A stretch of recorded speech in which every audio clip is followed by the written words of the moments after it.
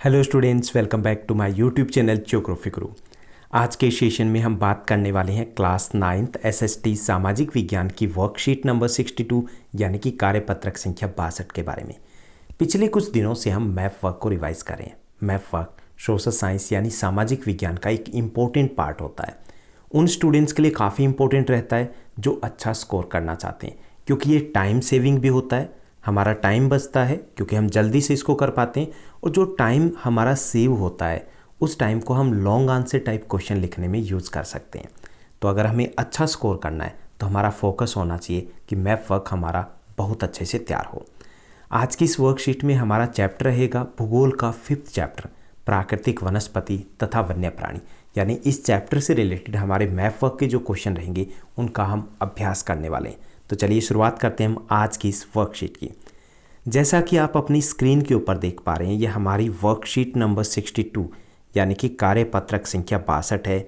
हमारा विषय subject SST सामाजिक विज्ञान है, जिसमें हम भूगोल के 5th चैप्टर प्राकृतिक वनस्पति तथा वन्य प्राणी से संबंधित मैप वर्क के क्वेश्चन है उनका अभ्यास करने वाले हैं। आज की दिनांक रहेगी 5 दिसंबर 2020।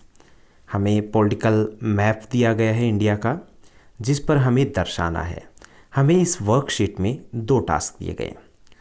पहला टास्क दिया गया, हमें नेशनल पार्क दिए गए जिनको दर्शाना है।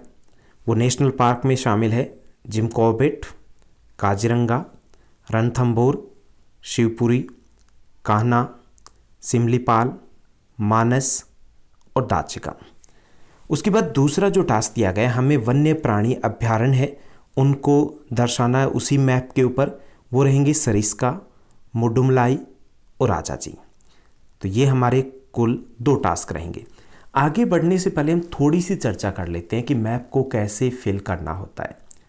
काफ़ी सारे बच्चे हैं मुझे व्हाट्सअप करते हैं मैप वर्क करने के बाद, हालांकि कुछ कॉमन मिस्टेक्स वहाँ पर दिखाई देती है। पहली चीज़ हमें हमेशा याद रखना चाहिए कि मैप वर्क कभी भी हमें पेन से नहीं करना होता।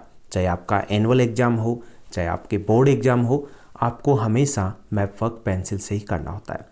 दूसरा जो नियम होता है कि हमें जब एक ही मैप के ऊपर, हमेशा ऐसा होगा कि हमें मैप एक ही मिलेगा, उस पर हमें 2 या 3 ऐसे पॉइंट्स दिए होते हैं जिनको दिखाना होता है जो अलग अलग होते हैं। तो उसके लिए हमें इंडेक्स को यूज़ करना होता है। यानी कि जैसे हम सिंबल कैसे यूज़ करेंगे, हमने डॉट यूज़ कर लिया, हमने ट्राइंगल यूज़ कर सकते हैं, या हमने वहाँ पर स्टार बना दिया, अलग अलग यूज़ करेंगे। तो वो अलग अलग अच्छे से यूज़ करना है पहली चीज़। और तीसरा, फिर वहाँ पर हमें यहाँ पर जैसे दिया गया इंडेक्स दिया गया, वहाँ पर शो करना होता है कि ये जो शो किया गया ये राष्ट्रीय पार्क होंगे, जो हमने ट्राइंगल बनाया है ये वन्य प्राणी अभ्यारण्य होंगे। तो हमें इस तरीके से अलग अलग इनको दर्शाना होता है। ओके, यानी कि हमें पहली चीज़ क्या है, हमेशा पेंसिल का प्रयोग करना होता है। दूसरा ये कि अलग अलग चीज़ों को एक ही मैप पर दर्शाना हो तब हम इंडेक्स का प्रयोग करेंगे। और तीसरी चीज़ ये होती है कि कभी भी हमें नंबरिंग नहीं करनी होती, नंबर 1 नंबर 2 दर्शा दिया और हो गया, ऐसा कभी भी नहीं होता। हमें मैप वर्क में पूरा नाम लिखना होता है। पूरा नाम जरूर नहीं कि जैसे हमें तमिलनाडु में शो करना था हम तमिलनाडु में दर्शाएं, हम एरो का यूज़ कर सकते हैं। तमिलनाडु हम साइड में लिख सकते हैं जहाँ पर स्पेस रहेगा, क्योंकि होच पोच नहीं करना है, बहुत छोटा भी नहीं लिखना है और बहुत बड़ा भी नहीं लिखना है। उसके बाद हमें मैप के ऊपर अपना जो नाम लिखेंगे वो पेन से लिख सकते हैं, क्योंकि कई बार ऐसा हो सकता है कि बोर्ड एग्ज़ाम में या स्कूल के जो एग्ज़ाम में हमारा मैप अगर इधर से उधर हो जाए, मिसप्लेस हो जाए, तो ठीक से अपनी जगह पर वापस पहुंच पाए। तीसरी जो चीज़, इसके अलावा जो एक और चीज़ होती है वो ये होती है कि हमें मैप वर्क को कभी भी अपनी आंसर शीट के लास्ट में अटैच नहीं करना होता। हमें मैप वर्क को हमेशा अपनी आंसर शीट के बीच में रखना चाहिए, क्योंकि इससे उसके मिसप्लेस यानी कि गायब होने के चांस और कम हो जाते हैं। तो चलिए हम शुरुआत करते हैं आज की इस मैप वर्क की। तो हमें 2 टास्क दिए गए हैं। सबसे पहले हम नेशनल पार्क है उनको लेके चलेंगे और साथ ही साथ वन्य प्राणी अभ्यारण्य है, दोनों को हम एक साथ लेकर के चलने वाले हैं। तो यहाँ पर मैप जो आपकी एनसीईआरटी बुक से ही लिया गया है, यहाँ पर मैंने सिंबल्स यूज़ किए हैं, स्टार्स यूज़ किए हैं ताकि आइडेंटिफाई करना इजी हो जाए आपके लिए। पहला जो है दाचिगम दिया गया है। दाचिगम राष्ट्रीय पार्क है और ये जम्मू कश्मीर में है। जम्मू कश्मीर और लद्दाख 2 अलग केंद्र शासित प्रदेश है, तो ये हमारे केंद्र शासित प्रदेश जम्मू कश्मीर में रहेगा। आप यहाँ पर शो करोगे और साथ ही साथ आपको नाम लिखना है। उसके बाद दूसरा जो दिया गया जिम कॉर्बेट नेशनल पार्क है, ये उत्तराखंड में है, यूके में है, यानी कि उत्तराखंड में दिया गया। जिम कॉर्बेट नेशनल पार्क हमारे देश का पहला नेशनल पार्क था।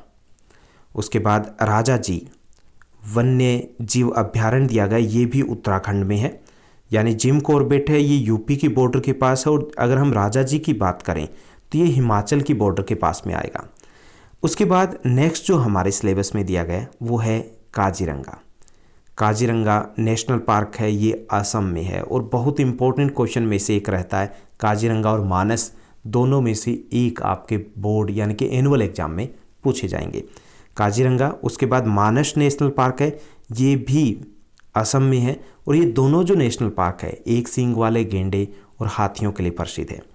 उसके बाद हम मध्य प्रदेश की तरफ चलेंगे, यहाँ पर कान्हा नेशनल पार्क दिया गया जो मध्य प्रदेश में, और शिवपुरी नेशनल पार्क दिया गया, ये भी मध्य प्रदेश में। उसके बाद सरिस्का वन्य जीव अभ्यारण्य दिया गया, राजस्थान में है, यहाँ पर शो किया गया। ये यहाँ पर देखिए दिल्ली के नज़दीक है, ज़्यादा दूरी पर नहीं है। उसके बाद रणथंभौर नेशनल पार्क दिया गया, ये भी राजस्थान में मध्य प्रदेश की बॉर्डर के साथ लगता। तो यहाँ पर एक चीज़ देखिए कि आपको जो शो करने हैं नेशनल पार्क शो करने हैं वो आप ट्रायंगल से शो करेंगे, और वो वन्य प्राणी अभ्यारण्य है उसके लिए आप डॉट यूज़ कर सकते हो, जुड़ने की आप वाइस वर्सा भी कर सकते हो, लेकिन दोनों अलग अलग होने चाहिए। अब हम आगे बढ़ते हैं, थोड़ा सा साउथ की तरफ जाते हैं, वहाँ से भी हमारे सिलेबस में दिया गया, उनमें दिया गया है सिमलीपाल। सिमलीपाल जो नेशनल पार्क है वो उड़ीसा में है। ये 2000 के आसपास काफ़ी चर्चा में रहा था, क्योंकि एक साथ 30 से अधिक जो भारतीय शेर थे वो इस नेशनल पार्क में मारे गए थे। उसके बाद साउथ इंडिया में अगर हम नीचे की तरफ चलेंगे तो यहाँ पर हमें मद्दुमुलाई दिया गया है, नेशनल पार्क है, ये जो वन्य प्राणी अभ्यारण्य है केरला में दिया गया, यहाँ पर आपको विजिबल होगा। और रंगनथोटू है, यहाँ पर आपको दिखाई दे रहा है, ये जो दिया गया ये कर्नाटका में आएगा।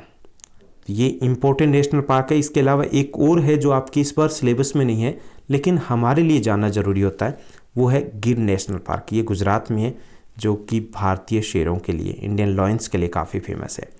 तो ये थी हमारी आज की आसान सी वर्कशीट, जिसमें हमने नेशनल पार्क और वाइल्ड लाइफ सेंचुरीज है उनको दर्शाने और उनका अभ्यास करने की कोशिश की है।